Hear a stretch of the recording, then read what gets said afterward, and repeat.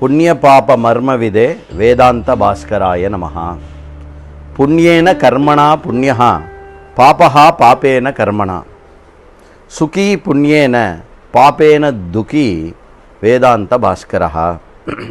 அத்ய தினாங்கः June மாசே 12 தினः. அத்ய தினस्य விஷயः புண்ணிய பாபாभ्यां சுக துக்கே.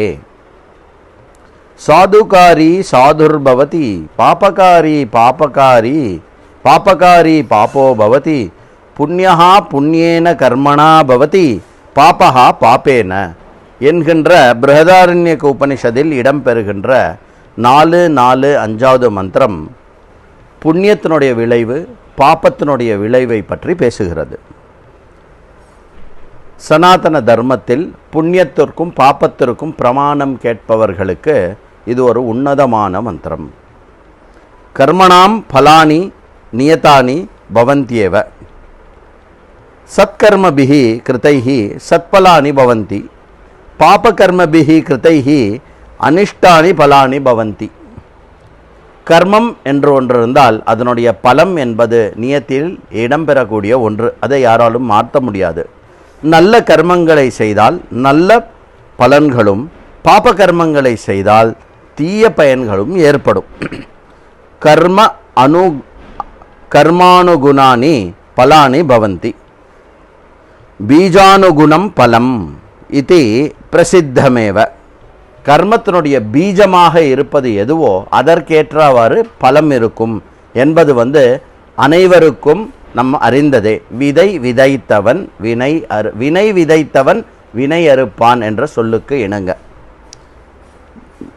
நிம்பே பீஜே உப்தே ரசாலபலம் லப்யதேவா.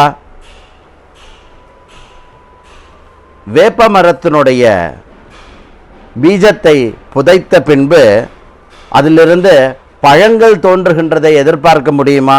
முடியாது.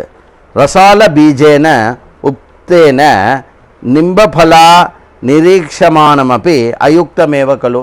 அதேபோல் பழத்தினுடைய பீஜத்தை வைத்தால் அதிலிருந்து வேப்பமரமும் தோன்றாது. ஆக புண்ணியேன புண்ணியஹா பாபேன பாபஹா இதிஹி கர்ம நியமஹா.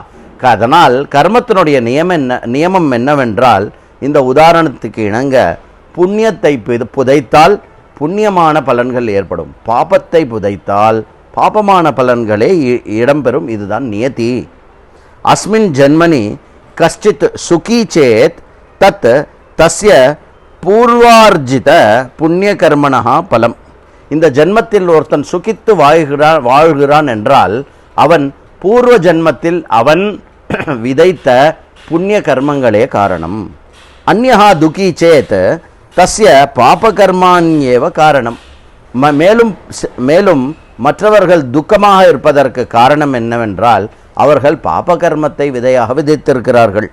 தஸ்மாத் எதி வயம் சதா புண்ணியகர்மானுஷ்டான நிரதாக ஸ்மஹா தேன அவசியம் சுபம் பலமேவ லபாமஹே.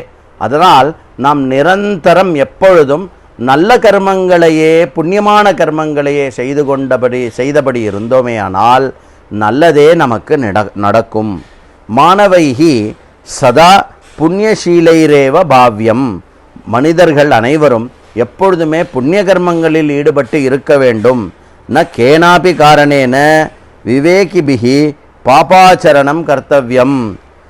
எந்த ஒரு காரணத்திற்காகவும் படித்தவர்கள் விவேகமுடையவர்கள் பாபகர்மங்கள் செய்ய மாட்டார்கள், செய்யக்கூடாது.